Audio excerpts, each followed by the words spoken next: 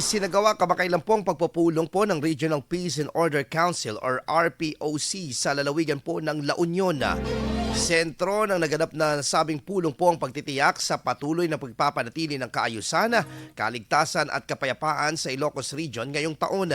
Tinalakay ang pagpapaigting ng mga hakbangin lalo na sa mga natukoy na key areas pagdating sa mas pinalakas na seguridad at mga public safety measures maging ang pagkakaroon ng coastal security.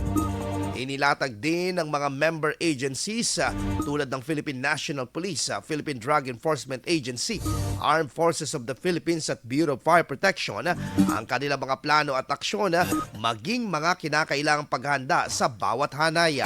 Tiniyak ng Ilocos Region RPOC na tututukan ang mga isyong may kinalaman sa peace and order sa Rehiyon 1. IFM News. IFM News. IFM News.